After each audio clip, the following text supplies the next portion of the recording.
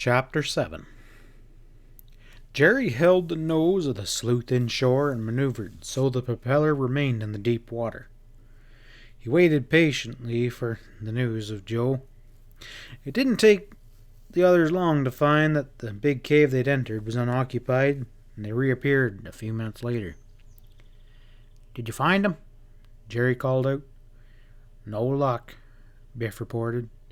Chet was discouraged and said so. "We're working on the slimmest of clues here. That fair-haired man and his friends might not have meant the shore road caves.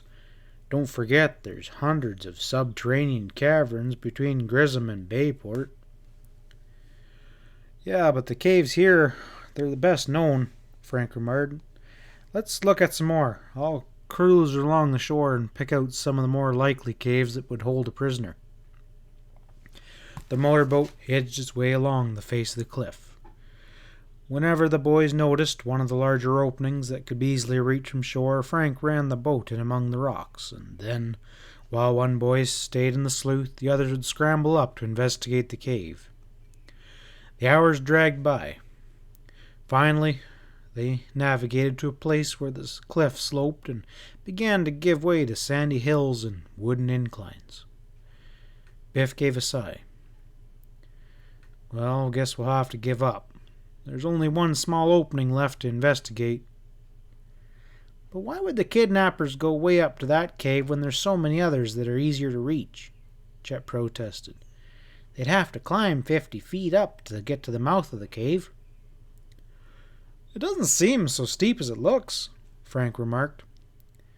"I can sort of see a winding trail up the slope."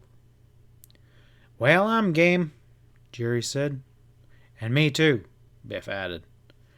Frank brought the sleuth in towards the rocks, and the boys craned their necks to look up at the tiny opening in the face of the cliff above. "I guess you're right, Chet," Jerry admitted. "Joe's kidnappers wouldn't climb all the way up there with there's so many better caves to pick from." Chet gave a loud groan. "I've lost about 3 pounds already climbing into these cliffs." Despite the worry over Joe, Biff could not refrain from saying, "Then, Chet, you better tackle 50 more caves." Frank, meanwhile, had seen something that had gone unnoticed by his friends. A piece of newspaper was lodged among the stones under the cave's mouth. That scrap of paper might be significant. The fact that it was within a few feet of the cave was suspicious and warranted investigation. This time Chet volunteered to stand watch and maneuvered the boat around so the others could reach the shore from the bow. Frank went first, and then Biff and Jerry followed. They climbed the slope, following the trail that Frank had spotted. But the incline was so steep and windy they could only make slow progress in a diagonal direction. The path ended abruptly at a ledge some 15 feet below the cave. From there, they had to climb directly upwards over the rocks. When Frank reached the piece of newspaper, he picked it up. The sheet was wet and soggy from the fog, but he recognized it as a copy of the Grissom Times, dated the previous day. His hopes rose with this discovery. Grissom. For the third time since Joe's disappearance, the name of that town had come into the mystery. Excited, Frank thrust the paper into his pocket and scrambled up toward the entrance of the cave. "What'd you find?" Jerry demanded, panting. "A newspaper. It looks like a clue." Frank reached the cave mouth and stepped inside. The interior was larger than he had thought. Though the entrance was small, the cave widened and seemed to be quite deep. The young detective took a flashlight from his pocket and switched it on. He played the beam over the rugged rocky walls and the fairly level floor, and finally focused on a wooden box like those used for shipping food. "Someone's been here," he shouted eagerly as the others entered the cave. "Look at that box. There's even fresh breadcrumbs around it."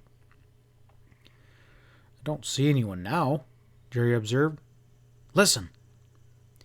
The boys heard a peculiar sound, which seemed to have come from the back of the cave. The sound was repeated. They listened and stared at one another in surprise.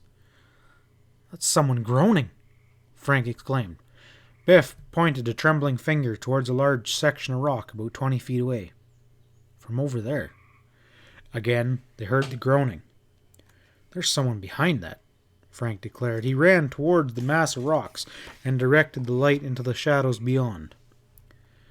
Frank gasped as his radiance fell upon a figure laying bound and gagged on a crude pallet of sacking. "Joe!"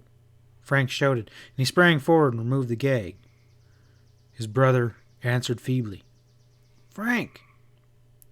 Biff and Jerry gave a jolt of delight.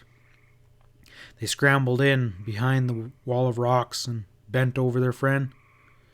Joe looked white and ill. He could scarcely talk to them. His feet were bound together with a rope, and his hands were tied behind his back. "To think we weren't going to search this cave at all," Biff exclaimed. "And wait until Chet learns that we found you. He's down there guarding the sleuth."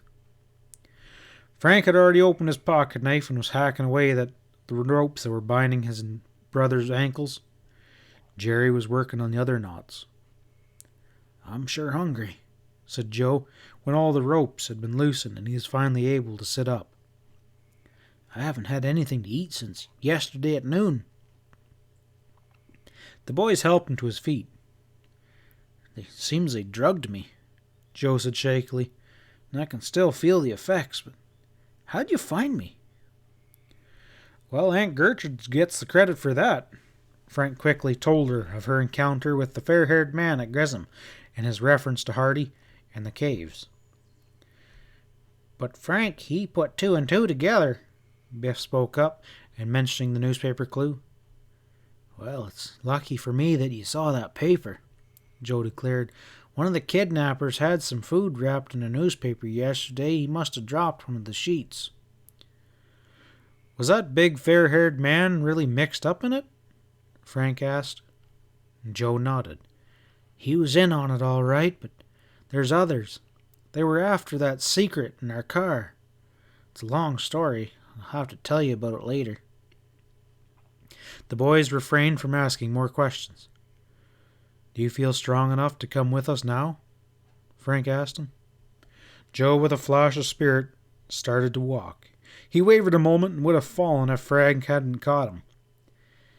"Well, if you can't make it, we're going to carry you," Jerry offered. Joe shook his head and sat down weakly. "My legs are all numb from being tied up. I don't seem to have any strength in them. Maybe I best wait a few minutes." At that moment they heard a loud noise. It was a clattering, rolling sound as if a rock had been dislodged and gone tumbling down the steep incline. "What was that?" Joe got to his feet. "My captors are coming, quick. We better get out of here." "Can they get in here through the rear of the cave?" Frank wanted to know. "Yeah, there's a passage that leads down from the top of..." Frank and Jerry each slipped an arm around Joe's shoulders and helped him towards the mouth of the cave, and then Biff ran on ahead.